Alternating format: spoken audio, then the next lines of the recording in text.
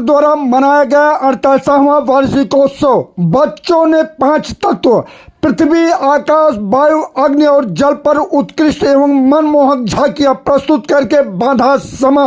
खूब बटोरी तालियां। कुछ नहीं था और तब भी रहूंगी जब कुछ नहीं रहेगा। मैं कई नामों से जानी जाती हूँ। पृथ्वी, वसुंधरा, वसुधा, धरणी, धरा, और आपने ही तो मुझे उच्चतम पद दिया है, माँ होने का। नमस्कार, शासन पक्ष में आपका स्वागत है। मैं हूं आपके साथ डीपी ओझा। नोएडा के सेक्टर 62 में स्थित इंड्यूस वैली पब्लिक स्कूल में कल्पना कला केंद्र द्वारा हर्षोल्लास के साथ मनाया गया 48वां वार्षिकोत्सव।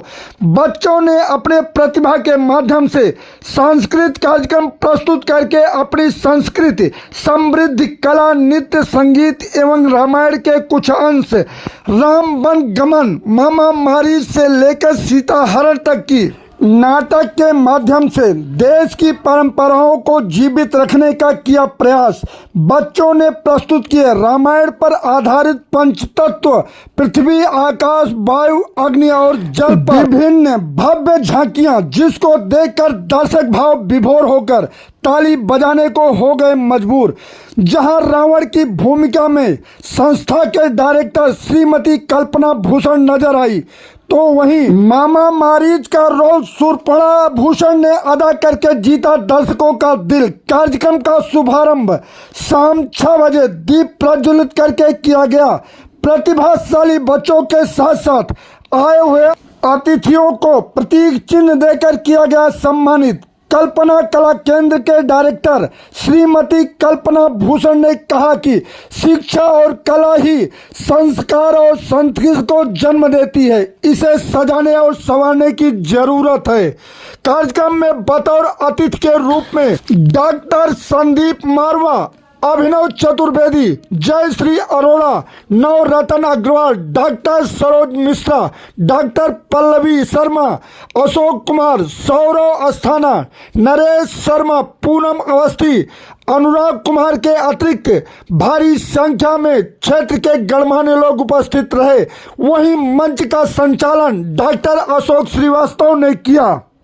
कल्पना कला केंद्र आज अपना एनुअल डे मनाया है और कल्पना कला केंद्र अपना 48वां वार्षिक उत्सव मना रहा है, जहां पर हमने चाहा कि हम पर्यावरण जो है उसको लेकर के हम कुछ बताएं बच्चों को, क्योंकि ये एक बहुत ज़रूरी विषय है हमारे बच्चों को समझाने के लिए, क्योंकि उन्होंने ही आगे बताने चलाना है, उन्होंने ही पवित्र करना है सारे 5 तत्वों को। भगवान जो भूमि, गगन, वायु, अग्नि, नीर, इसको लेकर के।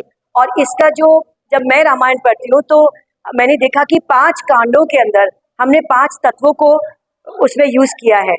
तो भूमिजा सीता मैया जो है, और अग्नि परीक्षा, जिसे हम परीक्षा कहते हैं, अब जो परीक्षा नहीं थी, हम जानते हैं कि वो परीक्षा नहीं थी। रामचंद्र जी ऐसे नहीं थे कि वो परीक्षा करेंगे माँ सीता की। और जल सेतु जो बना तो जल का आया है।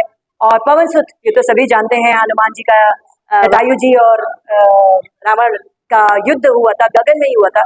तो ये 5 तत्व जब मुझे एहसास हुआ कि रामायण में उन्होंने बताने की कोशिश की थी इस बात की कि हमें तत्वों का ख्याल रखना है और हर तत्व को एक भगवान के रूप में प्रतिरूप दिया था।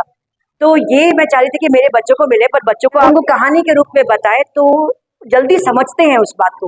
से बच्चों ने रंगारंग कार्यक्रम के दर्शकों का दिल जीतने का काम किया। जो मुद्दे हैं जो पर्यावरण से संबंधित हैं, जिसकी हमें चिंता करनी चाहिए, उस पर वो लेकर के आते हैं।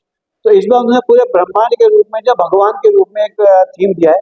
भगवान यानी कि पंचतत्व, यानी कि भूमि, गगन, वायु, नीर और आत्मा के रूप में जिसे कहा जाता है।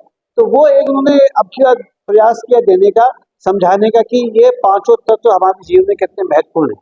विनाश का कारण भी हम ही लोग हैं। अगर भगवान को मानते हैं तो भगवान हमको भी कुछ देता है, लेकिन हम उसके बदले में क्या हम वही रूप दे पा रहे हैं? क्या हम उसका पोषण सही कर पा रहे हैं, संरक्षण सही कर पा रहे हैं? लेकिन कहीं नहीं कर पा रहे हैं। बच्चों ने जिस तरह पार्टिसिपेट किया है वो कहीं ना कहीं हम लोगों को सोचने पे मजबूर कर रहा है कि हम कितना बड़ा नाश कर रहे हैं इस भगवान रूपी हमारी अलौकिक संरचना में।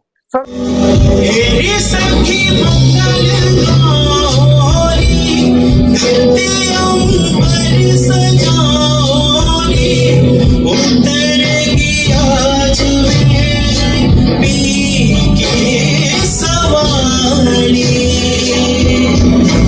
आगे कोई काजल नारी मोहे काला टीका लगारी उनकी छब से देखूं मैं तो प्यारी